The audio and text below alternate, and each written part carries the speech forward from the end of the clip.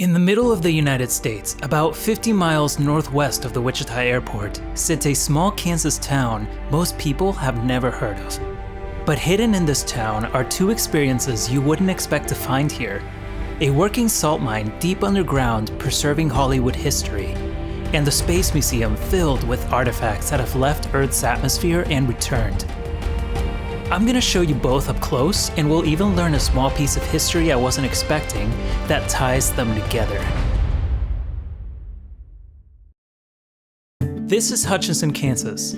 If you're not from here, there's a good chance you've never heard of it. Most people know it because it hosts the Kansas State Fair every year. But I think it deserves a spot on the map for another reason.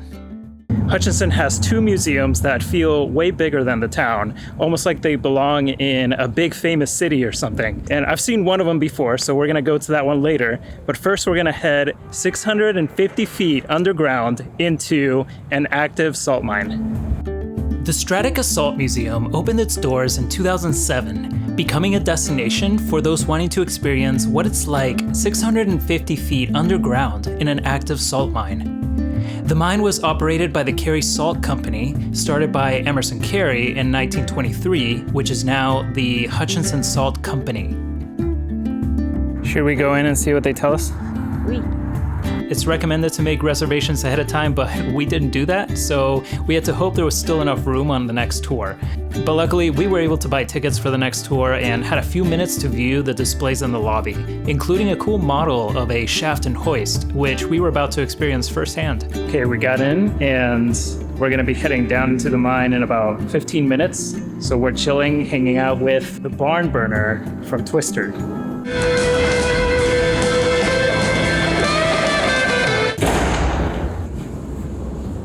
Ready?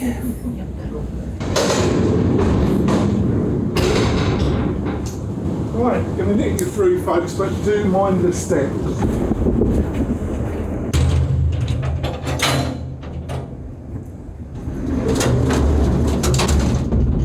Right, folks, the trip should take about 90 seconds. We're going down 650 feet.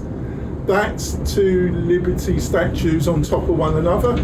Do any of you need the light to be switched on? Please put your hand up if you need the light. No, I'm only joking. But if you need the light, just tell us. You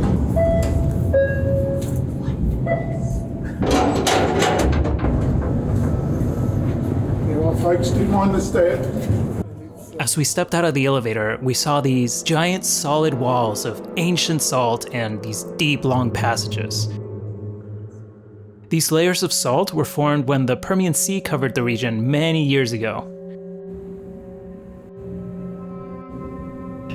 I like being surrounded by things that are super old. Like just imagining how much time it took to make this the way it is and how it used to be an ocean. This is no mine. It's a tomb. The skeleton will lie in the chamber forever. Have you been to see us before? This is Jay, by the way. Well, welcome. This is where we'll start you first. This is the main gallery area. On the left side, there are 3 videos that will take you through the salt mining process, since we can't take you out into the active mine. All the equipment you see in this whole area, minus the Christmas lights and decorations, were used at one time or another in the mining process. Thanks, Jay. You're welcome. So the museum's main gallery is a self-guided walking tour of the chambers and equipment left over from the early days of the salt mining operation. Fun fact, much of the machinery had to be disassembled to fit down the elevators and then reassembled once inside by the miners themselves. We were also here in December, which is why there were Christmas lights everywhere, and honestly they did a lot to affect the mood of the whole thing. Still, I was impressed by all the cool machinery, and I learned a lot from the videos they had playing in the different monitors. So anyway, I started blasting.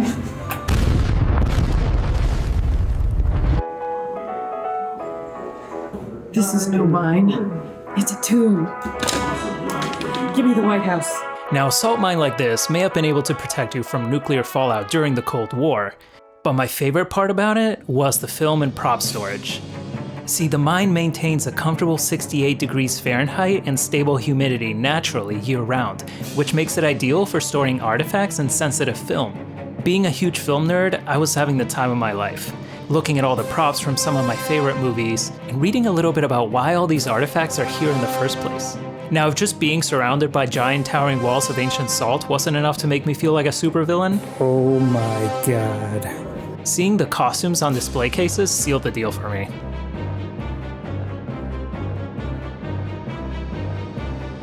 Now, after finishing our walk through the galleries, we hopped on the Salt Mine Express for a rail tour through the dark passages. The train was pretty fun and made several stops along some historic displays, so we learned a lot about what the mine used to be like back in the day. Then another motorized tour took us deeper into the mine, where we learned more about its current operations before being able to pick up some souvenir salt to take home. Yes, we did lick the pieces of salt that we got, okay? And of course, at the end, you can hit the gift shop before heading up to the surface.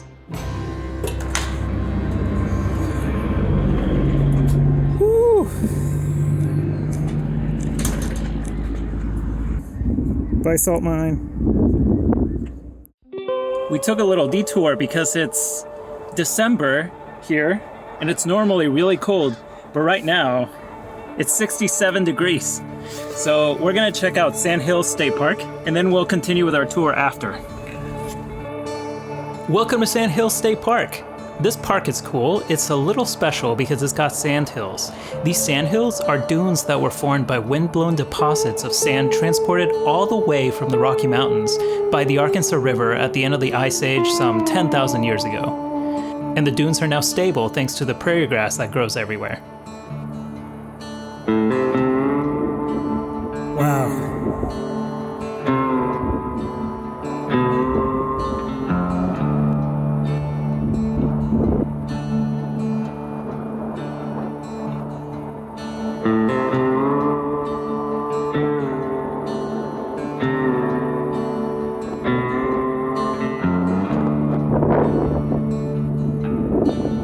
Alright, well, I think this turned out to be a really cool spot. We found this nice hill to get a good view.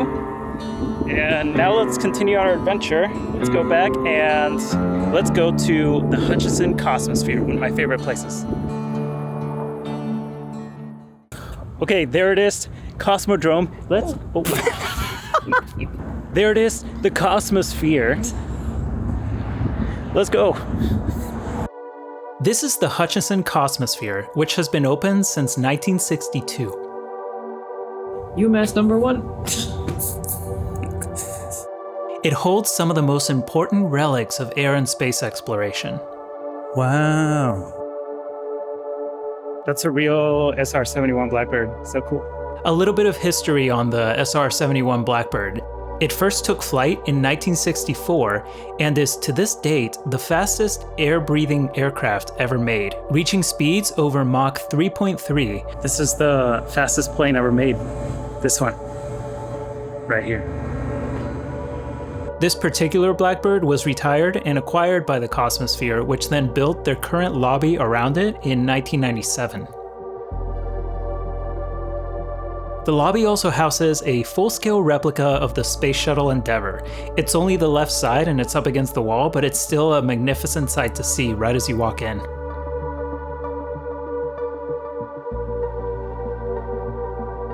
We'll just do 2 for the Apollo Space Museum. Thank you.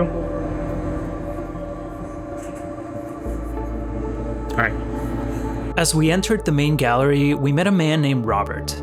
He worked for the Cosmosphere, doing a lot of the showcases and learning programs, and was spending the day greeting families as Santa. He took quite a bit of time out of his day to sit with us and tell us about the history of the town and the Cosmosphere.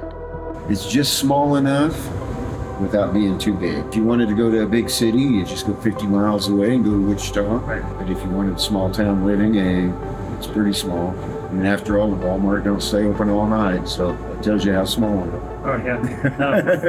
You have this small town here. It's easily accessible, only 50 miles from Wichita and the airport. But it's got like 2 world-class museums, the Cosmosphere and the Salt Mine Museum.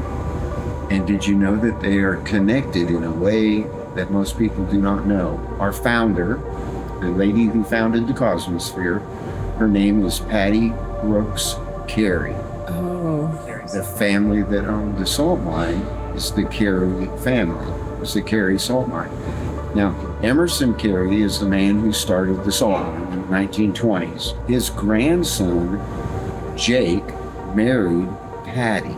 She loved the stars and all that stuff. We live in a much different time than 50 years ago. In the 1950s, women, they had their jobs and stuff, but most generally, they stayed at home. And what she did is she got with all the other women of the community and started the foundation that ended up being the Cosmosphere. We spent about 20 minutes with Robert, but the museum was closing early that day because it was Christmas Eve, so we had to get started exploring the gallery. The gallery starts with early rocket experiments during World War II, with a fantastic display on the V1 and V2 rockets.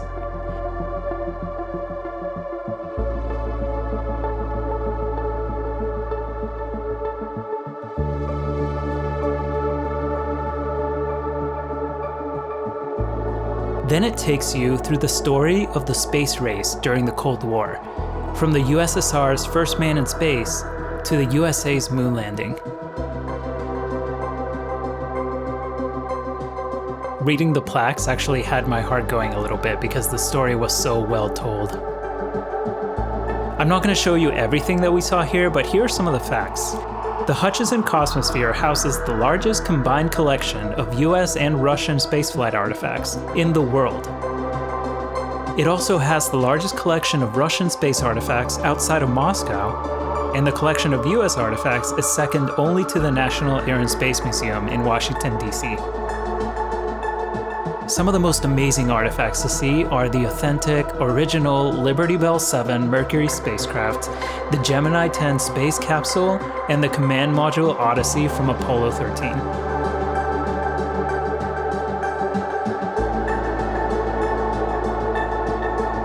The main building of the Cosmosphere is also flanked by authentic Redstone and Titan II launch vehicles used in the Mercury and Gemini programs. These towering rockets can be seen across town.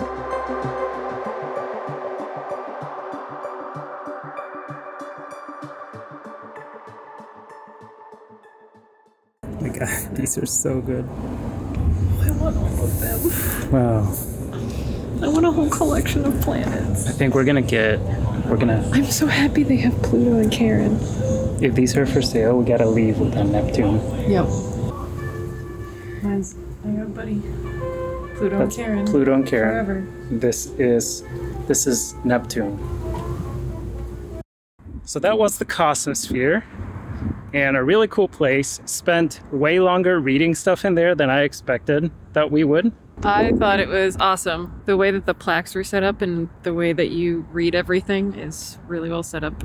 It made it very interesting to read about the history. It was like reading a story. It was very detailed. I did like the Apollo missions. Yeah, that was cool. And all the original artifacts. I think I have to come back so that we can spend more time reading about like the Apollo missions, because we kind of went through that a bit because we were like, oh god. Yeah, we had to rush that. Left, and then we forgot about the gift shop and got our plushies.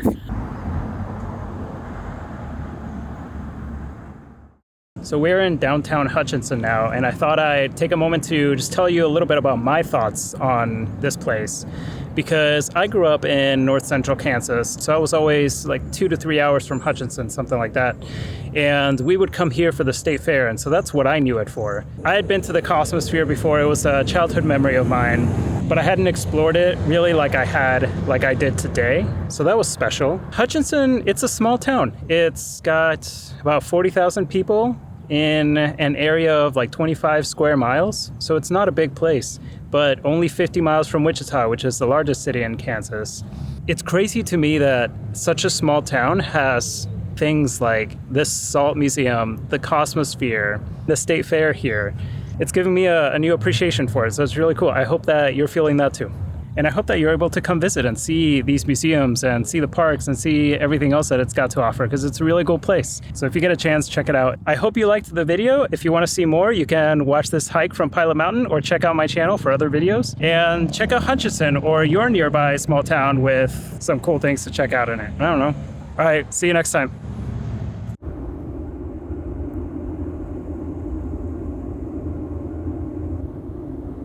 All right, we're gonna get out of here before we get in trouble.